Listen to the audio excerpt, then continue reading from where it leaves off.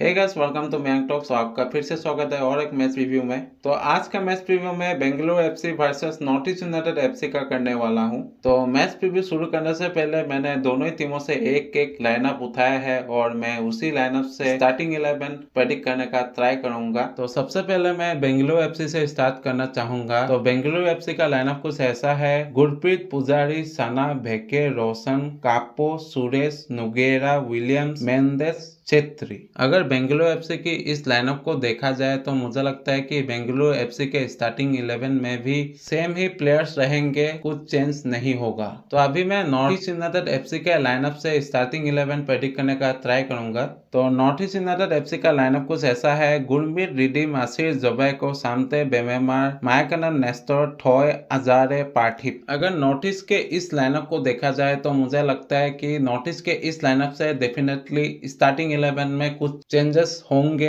तो सबसे पहला चेंज इस लाइनअप से बेमेमार का होगा, क्योंकि बेमेमार सस्पेंडेड रहेंगे नेक्स्ट मैच के लिए, यानी कि बेमेमार बेंगलुरु एफसी के अगेंस्ट खेल नहीं पाएंगे। तो उनके जगह में हमजा का ऑप्शन अवेलेबल है नॉर्थ ईस्ट यूनाइटेड एफसी के पास। पर मैं चाहूंगा कि north east United FC Hamza का ऑप्शन यूज ना करे, क्योंकि उनके पास अभी फिलहाल फॉर्म नहीं है। और हमजा को हमने सेंटर बैक पोजीशन से भी खेलते हुए देखा है और डिफेंसिव मिडफील्ड पोजीशन से भी खेलते हुए देखा है, लेकिन हमजा का परफॉर्मेंस उतना ज्यादा अच्छा नहीं आया है। तो मैं चाहूंगा कि किसी इंडियन प्लेयर को ही चांस दिया जाए और मैं चाहूंगा कि north east United FC midfield में 3 इंडियन मिडफील्डर का यूज करे, जिसके कारण से नॉर्थ ईस्ट यूनाइटेड एफसी अपने अटैक में ज्यादा फॉरेन प्लेयर्स का यूज कर सकती है। कैसे मैं बताता हूँ, देखो, एक तो ऑप्शन जोबेको का हो गया जो सेंटर बैक पोजीशन में खेलेंगे। 3 मिडफील्डर के आने से, मतलब 3 इंडियन मिडफील्डर के आने से नॉर्थ ईस्ट के अटैक में 3 प्लेयर का ऑप्शन अवेलेबल हो जाएगा, मतलब 3 फॉरेन प्लेयर का ऑप्शन अवेलेबल हो जाएगा, जिसके कारण से नॉर्थ ईस्ट यूनाइटेड एफसी अगर चाहे तो गियर्मो, अजारे और नेस्टर को एक साथ खिला सकती है, जिसके कारण से नॉर्थ ईस्ट का अटैक और भी ज्यादा स्ट्रॉन्ग हो जाएगा और कॉम्बिनेशन प्ले और भी ज्यादा बेहतर हो जाएगा, जिसके कारण से बेंगलुरु के अगेंस्ट बहुत सारा गोल्स भी देखने को मिल सकता है। तो मैं चाहूंगा कि नॉर्थ ईस्ट यूनाइटेड एफसी इसी स्ट्रेटेजी का इस्तेमाल करे, क्योंकि नॉर्थ ईस्ट यूनाइटेड एफसी के लिए हर मैच जीतना या फिर ड्रॉ करना थोड़ा बहुत इंपॉर्टेंट बन गया है, क्योंकि देखो आईएसएल का टेबल अभी बहुत ही ज्यादा क्लोज हो चुका है। तो मैं चाहूंगा कि नॉर्थ ईस्ट यूनाइटेड एफसी अपने हर मैच को जीते या फिर ड्रॉ करे, क्योंकि नॉर्थ ईस्ट यूनाइटेड एफसी का थोड़ा बहुत हैबिट है पॉइंट लूज करने का। तो मैं चाहूंगा कि नॉर्थ ईस्ट यूनाइटेड एफसी इस सिचुएशन से पॉइंट्स को लूज ना करे, क्योंकि अगर north east United FC points को लूज करेगी तो कहीं ना कहीं दूसरे टीमों के लिए मौका बन सकता है। देखो भाई, इस बार आईएसएल का रैंकिंग बहुत ही ज्यादा क्लोज चल रहा है। तो मैं चाहूंगा कि नॉर्थ ईस्ट यूनाइटेड एफसी अपने तरफ से किसी और टीम को मौका ना दे कि नॉर्थ ईस्ट को प्रॉब्लम हो बाद में टॉप 6 में क्वालिफाई करने के लिए, क्योंकि ऐसा हो चुका है। तो मैं चाहूंगा कि नॉर्थ ईस्ट अपना फॉर्म को कंटिन्यू रखे और अपने रिमेनिंग मैचेस को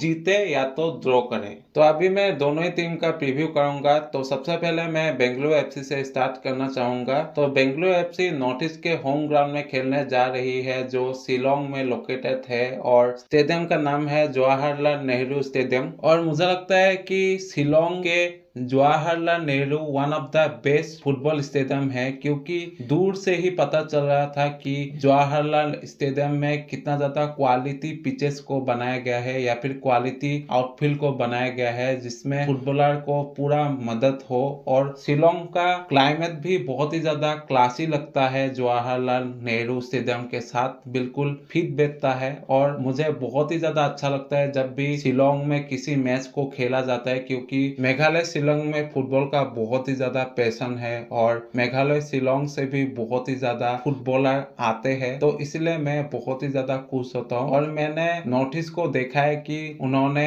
डुरांड कप में भी शिलोंग में जाके खेला था, तब से ही मैं मेघालय शिलोंग के जवाहरलाल नेहरू स्टेडियम का बहुत ही ज्यादा बड़ा फैन हूँ। क्योंकि देखो भाई, एक तो उनका आउटफील्ड क्वालिटी बहुत ही ज्यादा क्लासी लुक देता है और उनका क्लाइमेट कंडीशन भी ऐसा है कि स्टेडियम को सूट करता है। अगर बेंगलुरु एफसी के पॉइंट ऑफ व्यू से देखा जाए तो मुझे लगता है कि बेंगलुरु एफसी के पास भी उतना ज्यादा अच्छा फॉर्म नहीं है। मुझे लगता है कि बेंगलुरु एफसी के अटैक में कुछ प्रॉब्लम नहीं है, लेकिन बेंगलुरु एफसी के डिफेंस में थोड़ा बहुत तालमेल का कमी देखने को मिल रहा है गोलकीपर के साथ। तो मुझे लगता है कि इसी कमी का फायदा नॉर्थ ईस्ट यूनाइटेड एफसी उठा सकती है, क्योंकि अलादीन अजहरे हमेशा अटैक में बहुत ही ज्यादा एक्टिव रहते हैं। तो अगर बेंगलुरु एफसी से कुछ भी गलती होती है तो कहीं ना कहीं अलादीन अजहरे का गोल आ सकता है। तो बेंगलुरु एफसी को अगर जीतना है या फिर ड्रॉ करना है तो कहीं ना कहीं बेंगलुरु एफसी के डिफेंडर को अपने गोलकीपर के साथ अच्छा तालमेल बना के रखना पड़ेगा, ताकि कोई मिस्टेक ना हो बेंगलुरु एफसी से। और बेंगलुरु एफसी के लिए नॉर्थ ईस्ट यूनाइटेड एफसी के कुछ प्लेयर्स डेंजरस साबित हो सकते हैं, जैसे कि जितिन, अलादीन अजहरे, गियर्मो अगर खेले तो, और नेस्टर भी थोड़ा बहुत डेंजरस साबित हो सकते हैं। देन अभी मैं नॉर्थ ईस्ट यूनाइटेड एफसी का प्रीव्यू करूंगा। नॉर्थ ईस्ट यूनाइटेड एफसी के पॉइंट ऑफ व्यू से देखा जाए तो मुझे लगता है कि नॉर्थ ईस्ट यूनाइटेड एफसी का होम ग्राउंड रिकॉर्ड आईएसएल के इस सीजन में अच्छा नहीं रहा है। तो मैं चाहूंगा कि नॉर्थ ईस्ट यूनाइटेड एफसी इस मैच को किसी भी तरीके से जीते। मैं ड्रॉ नहीं चाहता हूं। पता है बेंगलुरु एफसी उतना ज्यादा इजी ओपोनेंट नहीं है नॉर्थ ईस्ट यूनाइटेड एफसी के लिए, लेकिन नॉर्थ ईस्ट यूनाइटेड एफसी अगर फुल पोटेंशियल के साथ खेली तो मुझे लगता है कि north east United FC Bengaluru FC को आराम से हरा सकती है। देखो, नॉर्थ ईस्ट यूनाइटेड एफसी के लिए मैं एक ही स्टेटमेंट देना चाहूंगा। मेघालय शिलोंग में बहुत ही ज्यादा हाई लेवल का सपोर्ट मिला है मुंबई सिटी के अगेंस्ट। तो मैं चाहूंगा कि north east United FC Bengaluru FC के अगेंस्ट किसी भी तरीके से जीते, क्योंकि जिस तरीके का सपोर्ट आ रहा था उस तरीके का आपका परफॉर्मेंस था नहीं। हाँ, मुझे पता है कि नॉर्थ ईस्ट यूनाइटेड एफसी ने फर्स्ट हाफ में बहुत ही ज्यादा बढ़िया परफॉर्मेंस किया था, लेकिन सेकेंड हाफ में क्या हो गया था। तो मैं चाहूंगा कि north east United FC full match में फुल पोटेंशियल के साथ परफॉर्मेंस करे और बेंगलुरु एफसी के अगेंस्ट जीते। और मेरे पास अभी फिलहाल गियर्मो का कुछ अपडेट नहीं है, और मुझे लगता है कि गियर्मो शायद अवेलेबल हो जाएंगे, क्योंकि उनको रिकवरी करने का बहुत ही ज्यादा टाइम मिला है। तो मैं होप करूंगा कि गियर्मो बेंगलुरु एफसी के अगेंस्ट अवेलेबल हो जाए, क्योंकि गियर्मो का खेलना भी बहुत ही ज्यादा इंपॉर्टेंट है। क्योंकि बेमेमार नहीं रहेंगे तो मुझे लगता है कि गियर्मो का बहुत ही ज्यादा इंपॉर्टेंट रोल होगा। तो अभी मैं दोनों ही टीमों का मैच रिजल्ट प्रेडिक्शन करने का ट्राई करूंगा। तो मुझे लगता है इस मैच में ड्रॉ होने का चांस बहुत ही ज्यादा है, क्योंकि दोनों ही टीम उसी तरीके का इंटेंसिटी से फुटबॉल खेलती है। तो ड्रॉ होने का ज्यादा चांस हो सकता है। वीडियो को खत्म करने से पहले आप सभी को मैं धन्यवाद कहना चाहूंगा, जिन्होंने भी कमेंट किया है, जिन्होंने भी लाइक किया है, जिन्होंने भी सब्सक्राइब किया है, और जिन्होंने भी मेरे वीडियो को देखा है। बहुत ही ज्यादा धन्यवाद कहना चाहूंगा, क्योंकि आप ही के कारण इस तरीके का वीडियो आ पा रहा है। क्योंकि अगर आप लोग नहीं देखते तो शायद मैं अपने वीडियोस को कंटिन्यू नहीं कर पाता। तो इसी तरीके का कमेंट करते रहिए, और मैं हमेशा रिप्लाई देने का ट्राई करता रहूंगा, आपका कमेंट्स को पढ़ने का ट्राई करता रहूंगा, और इसी तरीके का वीडियो लाने का ट्राई करता रहूंगा। तो आज के लिए इतना ही। इसी तरह का अपडेट एनालिटिक और प्रेडिक्शन के लिए मैंग टॉक्स के साथ बने रहे। अगर अच्छा लगता है लाइक कीजिए, सब्सक्राइब कीजिए, बेल आइकन को दबाइए। मिलता हूँ किसी नए वीडियो में किसी नए टॉपिक के साथ।